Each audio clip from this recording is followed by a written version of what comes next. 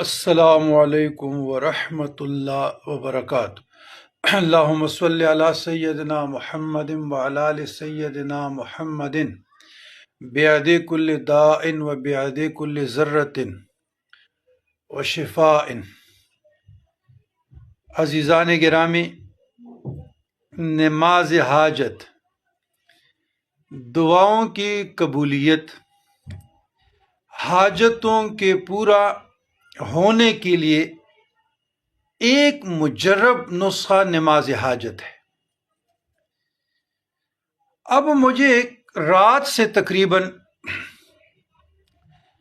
یہ بات بار بار آ رہی تھی کہ مخلوق خدا نماز حاجت سے کیوں غافل ہے، اور ہمارے درگاہ سے وابستہ جو سینکڑوں مریدین خلفاء ہے وہ کیوں غافل ہے۔ نماز حاجت بہت عمدہ چیز ہے، بہت بڑی چیز ہے، سعادت مندی کا ذریعہ ہے۔ حضور علیہ الصلاۃ والسلام کو کوئی اہم معاملہ درپیش ہوتا تو اس کے لیے 2 رکعت یا 4 رکعت صلاۃ حاجت پڑھتے۔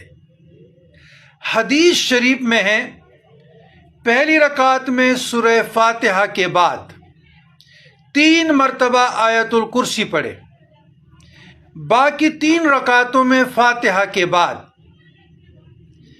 ایک رکعت میں 3 مرتبہ آیت الکرسی پڑھ لیا، باقی 3 رکعت رہ گئے تو 3 میں سورہ اخلاص، سورہ فلق، سورہ ناس، آخری 3 سورہ ایک مرتبہ پڑھے تو گویا کہ اس نے شب قدر میں 4 رکعتیں پڑھی۔ ابی داؤد۔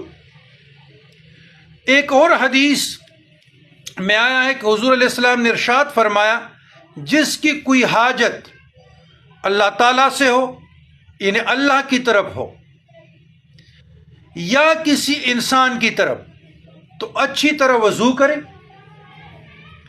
پھر 2 رکعت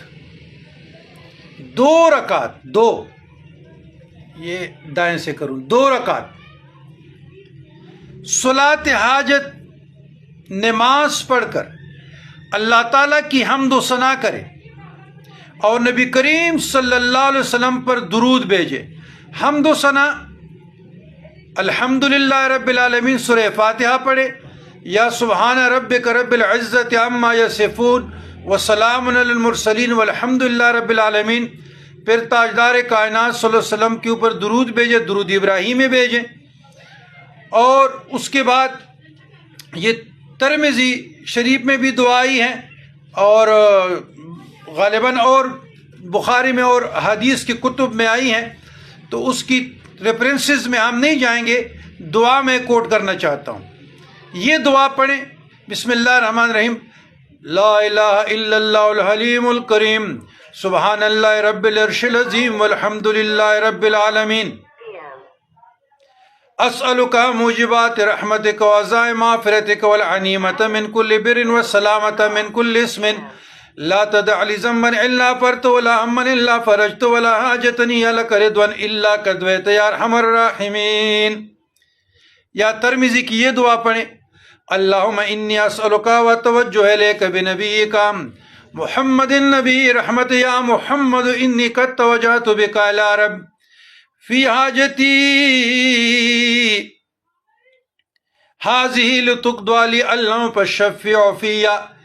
بزرگان دین، صوفیہ کرام، علماء نے اور شام رضا محدث بریلوی رحمۃ اللہ علیہ اور فیصل آباد کے معروف اور مشہور جو اسلامک اسکالر تھے مولانا محمد اسحاق مدنی رحمۃ اللہ علیہ رحمان نے بھی کہا ہے کہ یا